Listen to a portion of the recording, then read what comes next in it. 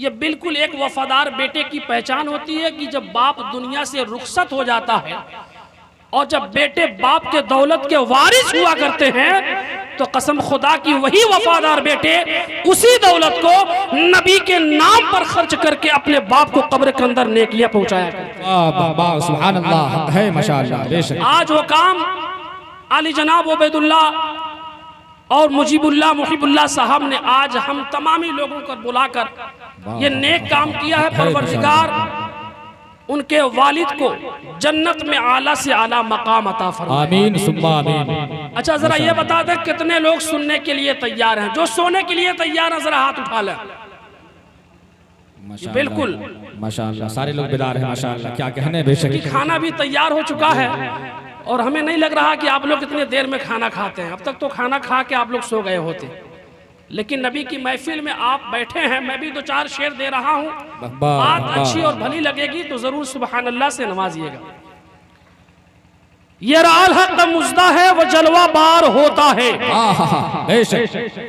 ये राल हक मुजदा है वो जलवा बार होता है। मोहम्मद मुस्तफा का जिस घड़ी दीदार होता है। सुभान अल्लाह माशाअल्लाह।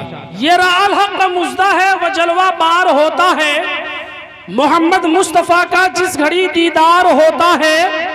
और दरूदे पाक पढ़कर ऐ अख्तर आप सो जाएं। अरे सुना है ख्वाब में सरकार का दीदार। सुभान अल्लाह बेशक। क्या कहने माशाअल्लाह। सरकार का दीदार होता है। सुना है ख्वाब में सरकार का दीदार होता है। ये तो मुझे कन्फर्म मालूम हो गया कि यहाँ शायरों के लिए लोग खड़े होकर उनके ऊपर अपनी दौलत का निछावर कर देते हैं। अल्लाह ताला उन्हें और तौफीक दे कि ऐसे ही शायरों पर लुटाते रहें। लेकिन अगर अल्लाह ने तौफीक दे दिया तो शायद मेरी भी बोहनी हो जाएगी इस शेर की।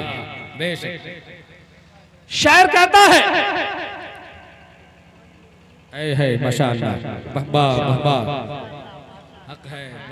अल्लाह ताला इनकी कमाई में मजीद तरक्की अता फरमाए।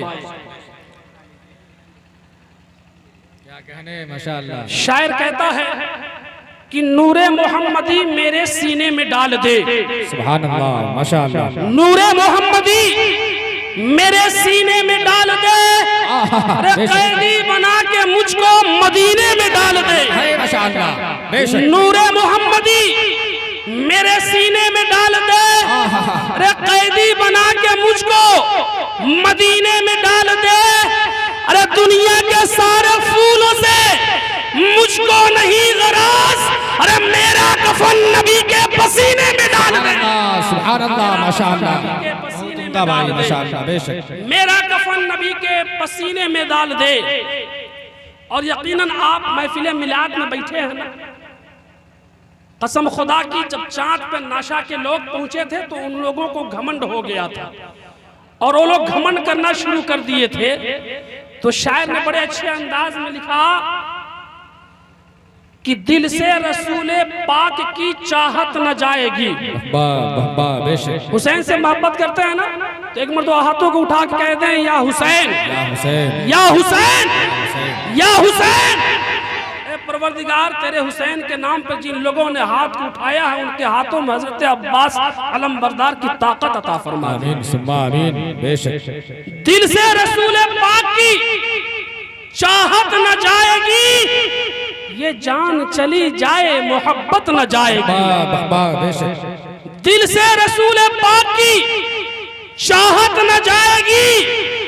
ये जान चली जाए मोहब्बत न जाएगी। अरे बोले हुसैन मैं नहीं जन्नत में जाऊंगा। अरे जब तक कि नाना जान की उम्मत न जाएगी।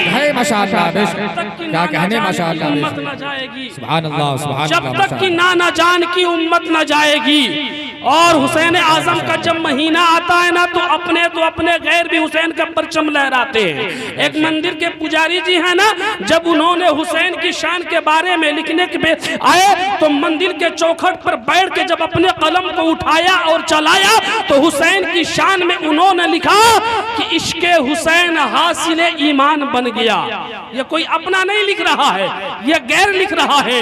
मंदिर में घंटी बजाने वाला लिख रहा है, मूर्तियों के सामने अपने सर को झुकाने वाला लिख रहा है, हुसैन की शान में लिख रहा है, हुसैन की अजमत को बुलंद कर रहा है, हुसैन की शान में लिखने पे आया है। तो मंदिर के चौखट पे बैठकर अपने कलम को चलाया है तो लिखा है कि इश्क़े हुसैन हासिल ईमान बन गया। इश्क़े हुसैन हासिल ईमान बन गया, हर मोमिनों के दिल की वो पहचान बन गया। और नेज़े पे जब बुलंद हुआ सर हुसैन का तो चेहरा मेरे इमाम का कुरान बन गया। नारे तकबीर, नारे रिसालत, उलमाए अहले सुन्नत, नारे तकबीर, नारे रिसालत। चेहरा मेरे इमाम का कुरान बन गया। अभी तक लिख रहा था तो मंदिर का पुजारी लिख रहा था, मंदिर में घंटी बजाने वाला लिख रहा था। लेकिन जरा सोचो कि जब एक मंदिर का पुजारी हुसैन की शान में इतना शानदार लिख सकता है तो मदरसे में पढ़ाने वाला कुरान का कारी कितना शानदार लिखेगा, मदरसे में पढ़ाने वाला आलिम दीन कितना शानदार लिखेगा, नबी का नात गुनगुनाने वाला कितना शानदार लिखेगा। अभी तक मंदिर का पुजारी लिख रहा था कि इश्क़े हुसैन हासिल ईमान बन गया, हर मोमिनों के दिल की वो पहचान बन गया। और नेज़े पे जब बुलंद हुआ सर हुसैन का तो चेहरा मेरे इमाम का कुरान बन गया। अब आया है तो मदरसे में पढ़ाने वाला कुरान का कारी लिखने पे आया है तो लिखा है कि अल्लाह के रसूल का इनाम बच गया। अरे मुस्तफा जो लाए वो पैगाम बच गया। और नेज़े पे कह रहा था यही सर हुसैन का, अरे मैं कट गया तो क्या हुआ, इस्लाम बच गया। सुभान अल्लाह, माशाअल्लाह। मैं कट गया तो क्या हुआ, इस्लाम बच गया। उस हुसैन आजम के सदक़े में अल्लाह ताला मरहूम को अज़ाब कब्र से महफूज अदा कर फरमाकर जन्नत में आला से आला मकाम अता फरमाए। एक मरतबा अगर दरूद पाक याद हो तो झूम झूम पढ़ ले, अल्लाहुम्मा सल्ली अला सय्यिदिना हबीबना करीमना मौलाना मुहम्मदिन बारिक व सल्लिम सल्लु अलैहि सलातु व सलामु अलैका या रसूलल्लाह सल्लु अलैहि सलातु व सलामु अलैका या हबीबल्लाह सल्लल्लाहु तआला अलैहि वसल्लम। ये मोहतरम हज़रात, हमको भी मालूम है कि जब पेट में कुछ रहता नहीं तो बात अगर अच्छी भी कही जाए तो अच्छा ही नहीं लगता है। मैं जानता हूं कि पेट में आप लोगों के कुछ है नहीं, खाना भी तैयार है, तो मैं चाहता हूं कि अपनी बात जल्दी से आप तक पहुंचा दूं। मैंने 2 आयत का आपके सामने तिलावत किया। कुल्लु नफ्सिन ज़ाइक़तुल मौत, हर एक नफ्स को मौत का मजा चखना है। अब इसमें एक नुक्ता मैं बयान कर दूं कि अल्लाह तबारक व तआला ने कुल्लु रूहिन ज़ाइक़तुल मौत क्यों नहीं लिखा, क्यों नहीं बयान किया कि हर एक रूह को मौत का मजा चखना है, पहला। और दूसरा, या अय्युहल्लज़ीना आमनुत्तक़ुल्लाह व कूनू मअस सादिक़ीन, ऐ ईमान वालों अल्लाह से डरो, वकूनू मअस सादिक़ीन, और सच्चों के साथ हो जाओ। ये 2 बात। अब चूंकि 20 मिनट के अंदर मैं दोनों बात तो आपके सामने बयान नहीं कर पाऊंगा, लेकिन चाहता हूं थोड़ी थोड़ी देर मैं दोनों आयत को लेकर आपके सामने गुफ्तगू कर लूं। पहले, या अय्युहल्लज़ीना आमनुत्तक़ुल्लाह, ऐ ईमान वालों अल्लाह से डरो, वकूनू मअस सादिक़ीन, सच्चों के साथ हो जाओ। ये क्या कम बड़ी बात है कि परवरदिगार ने हम तमामी लोगों को ईमान वाला कहकर कलाम फरमाया है, ईमान वाला कहकर खिताब फरमाया है, ईमान वाला कहकर मुखातब हुआ है, ईमान वाला कहकर पुकारा है। आप देखते चले जब काफिरों से कलाम करने की बारी आई है, काफिरों से मुखातब हुआ है, तो सिर्फ एक मर्तबा 28वें पारे में या अय्युहल्लज़ीना कफरू कहकर खिताब फरमाया है। लेकिन जब मोमिनों की बारी आई है, नबी के ऊपर कलमा पढ़ने वालों की बारी आई है, मस्जिदों में इबादत करने वालों की बारी आई है, कुरान की तिलावत करने वालों की बारी आई है, बाप की मोहब्बत में महफिल मिलाद करने वालों की बारी आई है, तो जगह ब जगह पूरे कुरान को उठाकर आप देख ले। पहले पारे में या अय्युहल्लज़ीना आमनू कहकर खिताब फरमाया है, दूसरे पारे में देख ले या अय्युहल्लज़ीना आमनू कहकर खिताब फरमाया है, तीसरे पारे में देख ले या अय्युहल्लज़ीना आमनू कहकर खिताब फरमाया है। पूरे कुरान मुक़द्दस में जगह बे जगह कुरान मुक़द्दस में ईमान वाला कहकर कलाम फरमाया है, ईमान वाला कहकर खिताब फरमाया है, ईमान वाला कहकर पुकारा है। आइए मैं आपसे पूछता हूँ, ईमान होता क्या है? ईमान कहते हैं किसको? ईमान किस शय का नाम है?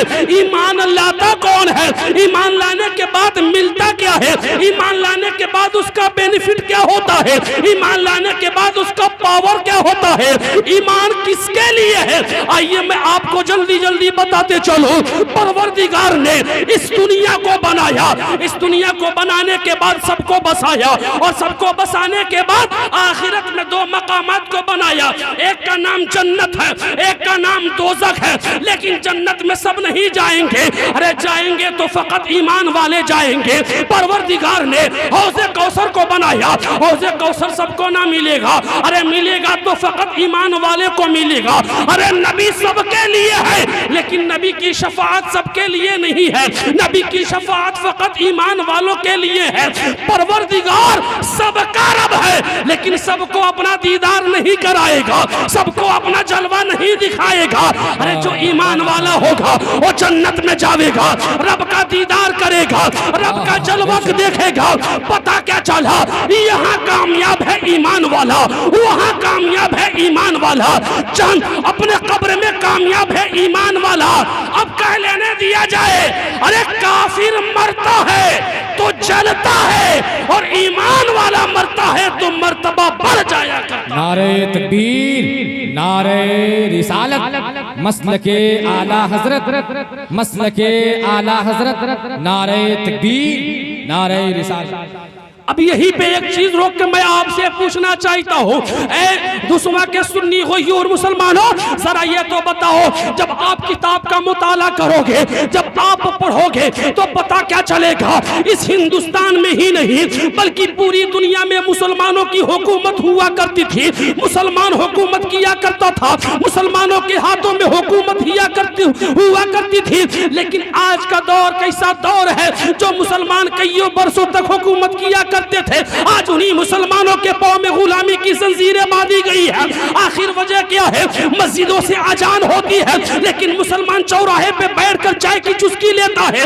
लेकिन उसी मुसलमान के पास इतना वक्त तो मौजूद है कि घर में आए हुए पेपर को रोजाना पढ़ता है, लेकिन 6 महीने से रखे हुए कुरान की तिलावत नहीं करता है। वही बाप है, अपने घरों में LED टीवी का इंतजाम कर दिया है। अब उसी एक रूम के अंदर बाप बेटे हैं, माँ बेटी है, भाई है, बहन है, सारे लोग बैठ के उसी टीवी को देखते हैं। ऐ मुसलमानों, मैं आपसे पूछना चाहता हूँ, आखिर उस वक्त के मुसलमान कैसे थे, कौन सी इबादत किया करते थे, कैसे अल्लाह को राजी रखते थे कि अल्लाह तबारक व तआला ने उनके हाथों में पूरी दुनिया की हुकूमत दे दिया।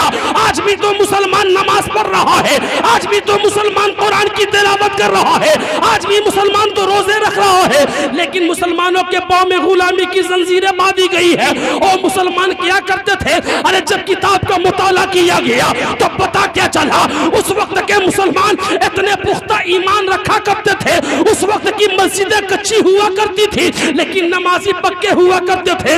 आज मस्जिदें पक्की है लेकिन नमाजी कच्चे हैं। आज मस्जिदों में टाइल्स लगे हुए हैं, पंखे का इंतजाम भी है, वज़ू खाने के लिए हौज बनाया गया है, लेकिन मुसलमान मस्जिद जाने के लिए तैयार नहीं है। लेकिन उस वक्त के मुसलमानों का हाल ये था कि जब मस्जिद से अजान की आवाज पहुंचती थी, कानों से टकराती थी, तो गोया सारा काम छोड़ के मस्जिद में जाकर सर को झुका देते थे। और वो जानते थे कि अगर आज अल्लाह के सामने हमने सर को झुका दिया तो कसम खुदा की किसी और के सामने अपने सर को झुकाने की जरूरत ही नहीं पड़ेगी। माशाअल्लाह, सुभान अल्लाह, सुभान अल्लाह। बहुत वक्त के मुसलमानों का तारीख देखा गया तो पता क्या चला कि जब नबी ने नबूवत का ऐलान किया है, लोग मुसलमान होना शुरू हुए हैं। आज भी मुसलमानों के दुश्मन, कल भी मुसलमानों के दुश्मन थे। आज भी मुसलमानों को डराया जा रहा है, कल भी मुसलमानों को डराया जा रहा था। और जब नबी ने नबूवत का ऐलान किया है ना, तो उस वक्त के लोग कलमा पढ़ के मुसलमान हो रहे थे। और जब मुसलमान हो रहे थे ना, तो उस वक्त के काफिरों ने उन मुसलमानों को पकड़कर और कहा है, मुसलमान तू अपने नबी का कलमा पढ़ रहा है, अपने नबी के ऊपर दिल ला रहा है, अपनी नबी की मोहब्बत अपने सीने में बसा रहा है। ऐ नादान सुन ले, अगर तू अपने नबी का कलमा पढ़ना नहीं छोड़ेगा तो मैं तुझे तेरे सर को कलम कर दिया जाएगा, तेरे बच्चे को गर्दन, तेरे बच्चे के गर्दन को उड़ा दिया जाएगा, तेरे घर को निस्तो नाबूद कर दिया जाएगा। उस वक्त के मुसलमानों का ईमान इतना मजबूत था, इतना पुख्ता था, इतना ईमान मजबूत था, गोया ये कहते थे अरे सालिम, अरे तू मुझे मारना चाहता है, मेरे गर्दन को उड़ाना चाहता है, मेरे बच्चों के सर को कलम करना चाहता है। अरे नादान सुन सुन, अरे नबी की मोहब्बत में मेरे पास तो एक बच्चा है, मेरे पास तो 2 बच्चे हैं, अरे मेरे पास अगर कईयों बच्चे होते और नबी के दीन के लिए तू उनके सर को कलम करना चाहता तो मैं अपने बच्चों को आगे कर देता, लेकिन नबी के दीन से पीछे न हटता और मैं अपने नबी की मोहब्बत अपने सीने में बसा लेता। जब सालिमों ने देखा अब मुसलमान पिघलने वाले नहीं है, अब मुसलमान डरने वाले नहीं है, तो उन मुसलमानों को, उन काफिरों ने, उन सालिमों ने अरब की रेतीली जमीन पर ले जाकर उनको नंगा करके उन मुसलमानों के ऊपर भारी भरकम पत्थर को रखकर, उनके गर्दन पे तलवार को रखकर और कुछ सालिम उनके बच्चों के गर्दन पे तलवार रखकर तब आखिरी मर्तबा कहा है अरे मुसलमान अब तो नबी का कलमा पढ़ना छोड़ दे, अब तो नबी के ऊपर ईमान लाना छोड़ दे, अब तो नबी से मोहब्बत करना छोड़ दे, वरना देख तेरे बच्चे के गर्दन पे तलवार रखी गई है, अगर तू मान गया तो ठीक है, नहीं मानेगा तो तेरे बच्चे के गर्दन को उड़ा दिया जाएगा। लेकिन ए धुसवा के सुन्नी गयूर मुसलमानों, उस वक्त के मुसलमानों ने यह पैगाम दिया था अरे जालिम सुन सुन, अरे लाशों के समंदर ही भले सामने रख दो, ईमान के शहदाई तो बढ़ते ही रहेंगे, अरे 100 बार हमें जिंदा करो, मार दो फिर भी अरे कलमा रसूल पाक का पढ़ते ही रहेंगे। नारे तकबीर, नारे रिसालत, अज़्मते वालिदैन कॉन्फ्रेंस, नारे तकबीर, नारे रिसालत, खामोश मजमा। तो लाशों के समंदर ही भले सामने रख दो, ईमान के शहदाई तो बढ़ते ही रहेंगे, 100 बार हमें जिंदा करो, मार दो फिर भी अरे कलमा रसूल पाक का पढ़ते ही रहेंगे। मैं ईमान के बारे में बता रहा था, उस वक्त कई लोगों का ईमान मजबूत हुआ करता था, आज लोगों का ईमान इतना कमजोर हो चुका है, धुसवा के चौराहे पे अपने गाड़ी पे बैठा के लोग ले जाते हैं, अगर किसी के घर वाले का फोन आ जाता है और पूछता है फलां तुम कहाँ हो, वो कह देता है मैं तो कसिया में हूँ, रहता है धुसवा में, और पूछवाने के लिए अपने दोस्त को फोन दे देता है और कह देता है यार झूठ बोल, तू तुझे पान खिला दे रहा हूँ, तुझे चाय पिला दे रहा हूँ, तुझे बिरयानी खिला दे रहा हूँ। कितने गैरत की बात है, आज मुसलमान अपने ईमान को एक चाय पे बेच रहा है, अपने ईमान को एक सुर्ती पे बेच रहा है, अपने ईमान को एक प्लेट बिरयानी पे बेच रहा है। कसम खुदा की, अरे जब तक मुसलमानों का ईमान मजबूत था दुनिया उनके पांव के नीचे थी, और जब उनका ईमान कमजोर हो गया तो कसम खुदा की उसी वक्त उनके पांव में गुलामी की जंजीर बांध दी गई। तो कसम खुदा की इसको सोचना चाहिए। ईमान अली जनाब मरहूम नसीर साहब, ईमान इतना मजबूत था कि मौलाना इरशाद साहब ने शहादत दिया, गवाही दिया कि 5 साल उनको हो गया, उनकी नमाज कभी कज़ा नहीं हुई, छूटी नहीं है। एक आलिम दीन किसी के लिए गवाही दे दे कि फला की नमाज 5 साल तक छूटी नहीं है तो कितनी बड़ी बात हुआ करती है। आजकल का मुसलमान फजर से लेकर इशा की नमाज छोड़ देता है और इशा से लेकर जुमे तक की नमाज छोड़ देता है। मैं बताना यह चाहता हूँ कि एक वक्त की नमाज छोड़ने की सजा 70,000 साल तक जहन्नम के अंदर जलना पड़ेगा। अगर मुसलमान 5 वक्त की नमाज छोड़ रहा है तो आपके पास मोबाइल है, आप उसको निकालो और देख लो कितने हजार साल तक एक वक्त की नमाज छोड़ने की सजा है। और हम सबको भी मालूम है कि जहां कब्र के अंदर जो दोस्त पूरी दुनिया में अपनी दोस्ती निभा रहा था, जो भाई अपने भाई से मोहब्बत कर रहा था, जो बेटा अपने बाप से मोहब्बत कर रहा था, कसम खुदा की कब्रिस्तान पहुंचने के बाद उसकी दोस्ती दूर हो जाती है, बाप बेटे की मोहब्बत दूर हो जाती है। लेकिन उस बाप के साथ न बेटा जाने के लिए तैयार है, उस दोस्त के साथ न कब्र के अंदर दोस्त जाने के लिए तैयार है। उसे मालूम है अगर कोई चीज मेरे साथ जाएगा तो दुनिया में पढ़े जाने वाली नमाज मेरे साथ जाएगी, दुनिया में करने वाली जाएगी। तो पता क्या चला, अगर हम कब्र के अंधेरी कोठरी में उजाला देखना चाहते हैं और ठंडक पाना चाहते हैं तो दुनिया में नबी की आंखों की ठंडक पहुंचावे और नमाज से मोहब्बत कर ले, कुरान को अपने सीने में बसा ले। कसम खुदा की, जहां दुनिया के लोग साथ देना छोड़ देते हैं वहां पे साथ हमारी नमाजें देती है और वहां पे साथ हमारी दुनिया में किए हुए कुरान की तिलावत देती है। एक मरतबा दुरूद शरीफ सुभान अल्लाह माशाअल्लाह। अल्लाह मुहम्मद सल्लल्लाहु अलैहि वसल्लम मौलाना मोहम्मद बारिक सल्लल्लाहु अलैहि वसल्लम या रसूलुल्लाह सल्लल्लाहु अलैहि वसल्लम या हबीबल्लाह सल्लल्लाहु ताला अलैहि वसल्लम। एक नुक्ता छूट गया, क्योंकि मैं अपनी बात, मेरा वक्त मुकम्मल हो गया जी जी, और मैं जो मौजू लेकर आया था, मैं सोचा था 1-1.5 घंटे का वक्त मिलेगा और मैं मजीद गुफ्तगू आपके सामने करूंगा, लेकिन एक नुक्ता बता के देना चाहता हूँ कि आखिर काफिर मरता है तो जलता है, ईमान वाला मरता है तो मर्तबा बढ़ जाता है। एक पॉइंट की बात है, काफिर मरता है तो जलता है, ईमान वाला मर गया तो मर्तबा बढ़ जाया करता है। ए धुसवा के सुन्नी गयूर मुसलमानों, किसी कोई भी खड़े होकर सवाल कर सकता है कि ए अख्तर रजा गोरखपुर से आया है, हवाई बात कर रहा है, आखिर कैसे मर्तबा बढ़ जाता है? तो मैं बताना चाहूंगा कि एक ईमान वाला है, एक नबी का कलमा पढ़ने वाला है, नबी के ऊपर जान लुटाने वाला है, दुनिया में जब तक जिंदा है उसके हाथ पांव सलामत है।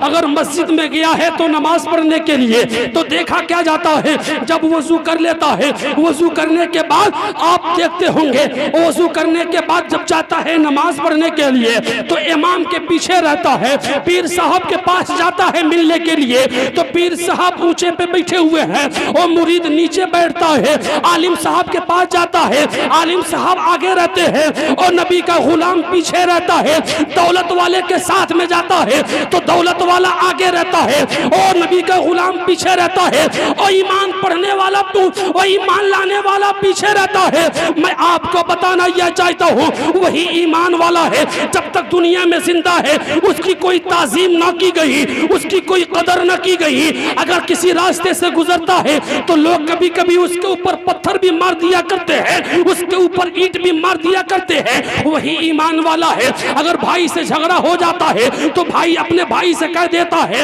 ऐ मेरे भाई मैं आज के बाद तेरे चेहरे को ना देखूंगा, मेरे सामने आज के बाद ना आना, मेरे घर पे आज के बाद ना आना, वही ईमान वाला है। अगर किसी के घर पे जाता है, दौलत वाला है, पैसे वाला है, तो कभी उसको कुर्सी नहीं देता है बैठने के लिए, लेकिन कुर्बान जाओ मुसलमानों, जब उसका ईमान दुनिया में रहता है और ईमान के हालत में मरता है, उसकी रूह दुनिया से परवाज हो जाया करती है। जब उसको नहलाने की बारी आती है तो जो लोग कल तक कहते थे उसको पत्थर मारा जाए, उसको ईंट मारा जाए, वही लोग आगे आते हैं। आगे आने के बाद कहते हैं इसके ऊपर आहिस्ता आहिस्ता पानी डाला जाए, तो आदमी आगे बढ़ते हैं। आगे बढ़ने के बाद कहते हैं इसके ऊपर आहिस्ता आहिस्ता साबुन लगाया जाए। जो भाई कल तक अपने भाई के चेहरे को देखने के लिए तैयार न था, वो भी सोचता है कि अपना क्या पराया है, अरे ईमान वाला था, चलो चला जाए आखिरी मर्तबा भाई के चेहरे को देख लिया जाए। जो इंसान कभी उसको कुर्सी ना दिया बैठने के लिए, वो भी सोचता है चलो चला जाए, गरीब ही सही था, लेकिन एक मर्तबा उसके चेहरे को देख लिया जाए। अरे ईमान वालों की शान वो हुआ करती है कि जब लोग उसको नहलाते हैं तो कहते हैं आहिस्ता आहिस्ता पानी डाला जाए, करवट बदलते हैं तो कहते हैं आहिस्ता आहिस्ता उसके करवट को बदला जाए। जब उसके बदन को पोंछा जाता है तो लोग कहते हैं कि धीरे धीरे पोंछा जाए। अरे ईमान वाले की शान वो हुआ करती है कि जब तक वो दुनिया में जिंदा रहता है, इमाम के पीछे नमाज पढ़ता है, कारी साहब के पीछे चलता है, आलिम साहब के पीछे चलता है, पीर साहब के पीछे चलता है, पैसे वाले के पीछे चलता है, लेकिन वाहिर खुदा उस ईमान वाले की शान में इतनी बुलंदी अता फरमा दिया कि वह ईमान वाला जब दुनिया में था तो सबके पीछे चल रहा था, लेकिन जैसे ही उसकी रूह दुनिया से परवाज कर गई है तो देखा क्या जाता है, वो ईमान वाला अकेले ना जाता है। जब उसको कफन पहना दिया जाता है और ताबूत पे रख दिया जाता है तो 4 लोग आगे बढ़ते हैं और आगे बढ़ने के बाद उसको अपने कांधे पे उठा लेते हैं। अरे ईमान वालों की शान वो हुआ करती है कि वो अकेले नहीं जाता है, वो 4 लोगों के कांधे पर जाता है और सबसे आगे जाता है। अब देखा क्या जा रहा है, ईमान वाला आगे चल रहा है, इमाम साहब पीछे चल रहे हैं, ईमान वाले आगे चल रहा है, कारी साहब पीछे चल रहे हैं, ईमान वाले आगे जा रहा है, अल्लामा साहब पीछे जा रहे हैं, ईमान वाला आगे जा रहा है, दौलत वाला इंसान पीछे जा रहा है, ईमान वाला आगे जा रहा है, पीर साहब पीछे जा रहे हैं। अरे जब उसको कब्रिस्तान ले जाया जाता है और कब्रिस्तान ले जाने के बाद कल तक जब तक वो दुनिया में जिंदा था इमाम के पीछे नमाज पढ़ रहा था, लेकिन जब कब्रिस्तान में देखा क्या जा रहा है, ईमान वाला आगे है, इमाम साहब पीछे है, ईमान वाला आगे है, आलिम साहब पीछे है, ईमान वाला आगे है, अल्लामा साहब पीछे है। अरे पता क्या चला कि अगर नबी का दुश्मन मरता है तो जलता है, और ईमान वाला अगर मरता है तो मर्तबा बढ़ जाएगा। नारे तकबीर, नारे रिसालत, मसलके आला हजरत, अज़मते वालिदैन, नारे तकबीर, नारे रिसालत। अब ईमान की मजबूती 2 मिनट के अंदर बता दूं, और मैं चाहूंगा कि हमारे मुहिब्बे गरामी उबैदुल्लाह साहब, मुजीबुल्लाह साहब और मुहिबुल्लाह साहब, उनके वालिद मोहतरम ने इतना प्यारा नाम रखा, बाप का नाम नसीरुल्लाह, बेटे का नाम उबैदुल्लाह, मुजीबुल्लाह, मुहिबुल्लाह, कितना प्यारा नाम उनके वालिद मोहतरम ने अपने बेटे का नाम रखा है। और कसम खुदा की कल क़यामत के दिन बेटे नाम ही से इंसान को पुकारा जाएगा, मुसलमानों को पुकारा जाएगा। लेकिन आजकल का माहौल क्या है कि अगर बेटा जुमे को पैदा हो जाता है तो जुम्मन रख देते हैं, शनिचर को पैदा होता है तो शनिचरी रख देते हैं, इतवार को पैदा होता है तो अतवारी, सोमवार को पैदा हुआ तो सोमारी, मंगल को पैदा हुआ तो मंगरुआ, और बुध को पैदा हुआ तो बुधही, जुमरात को पैदा हुआ तो जुमराती रख देते हैं। लेकिन वाह, अल्लाह ताला मरहूम के कब्र में कुशादगी अता फरमाए, उन्होंने अपने बच्चों का नाम उबैदुल्लाह, मुहिबुल्लाह और मुजीबुल्लाह रखा, अल्लाह से मोहब्बत करना। कसम खुदा की, जो बाप इतना नेक था जो अपने बेटे का नाम इतना प्यारा रखा, वो बेटे जब अपने बाप के दौलत को पाकर और अपने बाप के नाम से इसाले सवाब कराते होंगे तो बाप कब्र के अंदर मुस्कुराता होगा कि वाह रे खुदा, मुझे तूने 3 औलाद को दिया और इतना नेक दिया कि मेरे दौलत को पाकर मेरे ही नाम पे लुटा रहे हैं, और मुस्तफा के नाम पे महफिल मिलाद को कराकर मेरे कब्र के अंदर मुझे सवाब पहुंचा रहे हैं। सुभान अल्लाह, सुभान अल्लाह, माशाअल्लाह। आपका चेहरा भी उस कब्र के अंदर भी कुशादगा हो, चेहरा मुस्कुराता होगा और फख्र करता होगा कि मैंने अपने बेटे को कितनी अच्छी तालीम दिया। यही वफादार बेटा होता है, और जो गद्दार बेटा होता है वो अपने बाप की दौलत को पाकर अपने वहाँ नाच और गाने का इंतजाम करता है, अपने वहाँ नाचने और गाने वाले को बुलाता है, और जो वफादार बेटा होता है बाप की दौलत को पाकर बाप के नाम से लुटाता हुआ नजर आता है।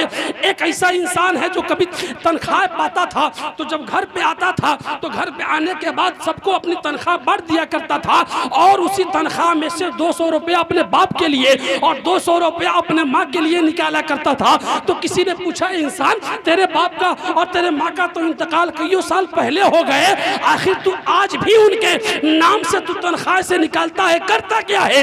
तो उस बेटे ने जवाब दिया, अरे नादान, तुम मुझसे सवाल कर रहे हो, अरे आज मैं जिंदा हूँ तो अपने माँ बाप की वजह से हूँ, आज मैं अगर दुनिया में हूँ तो अपने माँ बाप के नाम से हूँ। कसम खुदा की, जब भी मैं पैसों को पाता हूँ तो अपने माँ बाप के नाम से निकाल कर उसको सदका कर देता हूँ, उनको बच्चों में दिया करता हूँ, और जब वो बच्चे पाते हैं तो मेरे माँ बाप के नाम से दुआएं करना शुरू कर देते हैं। हमें भी चाहिए कि हम अपने माँ बाप के नाम से पैसों का इंतजाम करके उनके नाम से सदका देते रहे, उनके नाम से लुटाते रहे। आखिरी बात, ईमान की मजबूती कैसे होती है, ये मैं बात करके आपसे रुखसत हो जाऊंगा। फिर मैं कभी मौका मिला आपकी दयार में आने के लिए तो कुल्लु नफ्सिन ज़ाइक़तुल मौत, हर एक नफ्स को मौत का मजा चखना है। ये परवरदिगार ने कुरान मुक़द्दस में फरमाया, ये क्यों नहीं फरमाया कि कुल्लु रूहिन ज़ाइक़तुल मौत, हर एक रूह को मौत का मजा चखना है। इस पे गुफ्तगू मैं इंशाअल्लाह फिर दोबारा आऊंगा तो आपसे करूंगा। मैं बयान ये कर रहा था ईमान पुख्ता और मजबूत कैसे होता है। आपके वहां भट्ठा मौजूद होगा, आप देखते होंगे। मैं एक मर्तबा एक रास्ते से गुजर रहा था, मुझे ईंट की जरूरत पड़ गई और जैसे ही ईंट की जरूरत पड़ी है, मैं क्या देखता हूँ कि जनवरी और दिसंबर का महीना है, उस महीने में अक्सर ज्यादा कोहरे गिरे करते हैं, शबनम गिरा करते हैं, ठंडक का महीना हुआ करता है। लोग अपने जिस्म को गर्माहट पहुंचाने के लिए गरम गरम लिहाफ का इंतजाम कर लेते हैं। मुझे ईंट की जरूरत थी, मैं पहुंच गया और पहुंचने के बाद मैं क्या देखता हूँ, उसी भट्ठे का मालिक है, अपने ऑफिस में बैठा हुआ है। मैं भी गया और जाने के बाद सामने वाले चेयर पे बैठ गया और बैठने के बाद मैंने क्या देखा कि उस भट्ठे के मालिक के चेहरे पे पसीने टपक रहे हैं। मैंने सवाल कर दिया, अरे भट्ठे के मालिक जरा ये तो बता दीजिए, जनवरी और दिसंबर का महीना है, लोग अपने जिस्म को गर्माहट पहुंचाने के लिए गरम गरम लिहाफ का इंतजाम करते हैं, आप कौन सी ऐसी गजा खाकर घर से निकले हैं, कौन सा ऐसा खाना खाकर आप घर से निकले हैं कि आपके चेहरे से पसीने टपक रहे हैं, आपका चेहरा पसीने से शराबोर है। वो कहना शुरू करता है, ऐ मौलाना मैं कुछ खा के नहीं निकला हूँ, लेकिन जैसे ही मैं अपने भट्ठे पर आया और आने के बाद अपने भट्ठे पर रखे हुए कच्चे ईंट को मैंने देखा और मैं क्या देखता हूँ कि आज मेरे भट्ठे पे जितने भी ईंट मौजूद है वो सारी ईंटें कच्ची हैं। उस कच्ची ईंट पे जब शबनम के कतरे उसके ऊपर पड़ते हैं, कोहरे के कतरे उसके ऊपर पड़ते हैं, तो मेरा कलेजा फट जाता है। मैं डर जाता हूँ कि आज मेरे पास जितने भी माल मौजूद है, अगर ये बारिश के शक्ल में शबनम गिरना शुरू कर दे तो मेरा जो माल है वो निस्तो नाबूद हो जाएगा, वो बर्बाद हो जाएगा। मैं समझ गया, वहां से उठा और उठने के बाद ईंट के पास गया और ईंट से मैंने सवाल किया, ऐ ईंट तुझे भी डर लग रहा है, तुझे भी किसी चीज का खौफ है? तो ईंट ने जवाब दिया, ऐ अख्तर रजा सुनो, मुझे भी खौफ है, मुझे भी डर है। ये जो शबनम के कतरे मेरे ऊपर गिर रहे हैं, ये जो कोहरे के कतरे मेरे ऊपर गिर रहे हैं, मुझे डर यह है कहीं ये बारिश की शक्ल में मेरे ऊपर गिरना शुरू कर दे तो मेरा वजूद खत्म हो जाएगा, मैं बर्बाद हो जाऊंगा, मेरा वजूद दुनिया से निस्तोनाबूद हो जाएगा। उसी ईंट को मैंने लिया और लाने के बाद मैं मौलाना क़यामुद्दीन के पास रख दिया और मैंने कहा, हुजूर वाला, जैसे आपकी जसामत बारी है ऐसे ही आपकी इल्मी लियाकत में आपका वजन है, आपका जरा एक घूसा इस ईंट के ऊपर हो जाए। मौलाना क़यामुद्दीन साहब है, उन्होंने अपने आस्तीन को ऊपर किया और आस्तीन को ऊपर करने के बाद अपने पंजों को इकट्ठा किया है, उस ईंट पे मारना ही चाहते हैं, लेकिन ईंट पुकार के कहती है, ऐ मौलाना आपका घूसा मेरे ऊपर लगेगा, मैं बर्दाश्त नहीं कर पाऊंगी, मेरा वजूद खत्म हो जाएगा।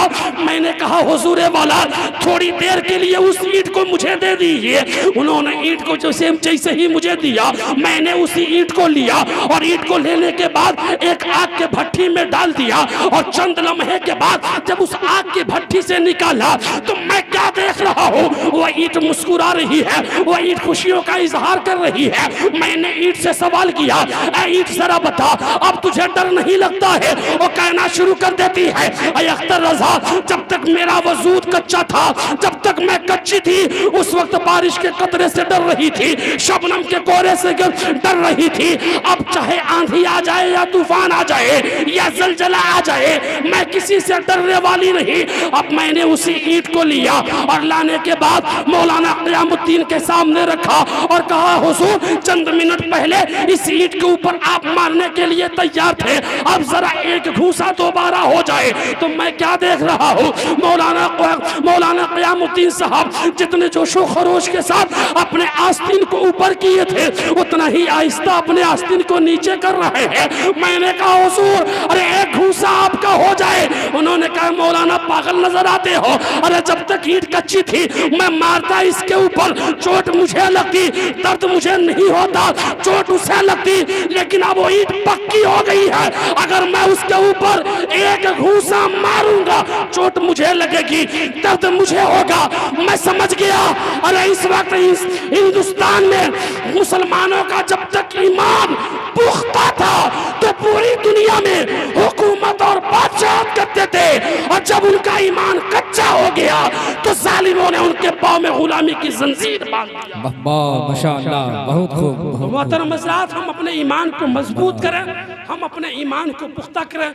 इन्हीं चंद बातों के साथ मैं अपनी गुफ्तगू यहीं पे रोकूंगा, और मेरे बोलने में या आपके सुनने में किसी तरह से कोई गलती, कोई लग़ज़िश, कोई खता हो गई हो तो परवरदिगार उसे मुआफ़ अता फरमा कर आमीन। हम तमामी लोगों को एक और नेक बनकर इहदिना सिरातल मुस्तकीम पे चलने की तौफीक अता फरमाए, और मरहूम जिस मरहूम के नाम से इस महफिल मिलाद का इनेकाद व एहतमाम किया, मरहूम नसीरुल्लाह साहब को अल्लाह ताला उनके कब्र में कुशादगी अता फरमाए, उनके छोटे बड़े गुनाहों को मुआफ़ अता फरमा कर जन्नत में आला से आला मकाम अता फरमाए। अस्तगफिरुल्लाह रब्बी मिन कुल्ली ज़ंबी व अतूबु इलैहि। खूब की शेर चमन फूल चुने शाद रहे, बाग बा जाता हूँ मैं, गुलशन तेरा आबाद रहे। अस्तगफिरुल्लाह रब्बी मिन कुल्ली ज़ंबी व अतूबु इलैहि व मा अलैना इल्लल बलाग।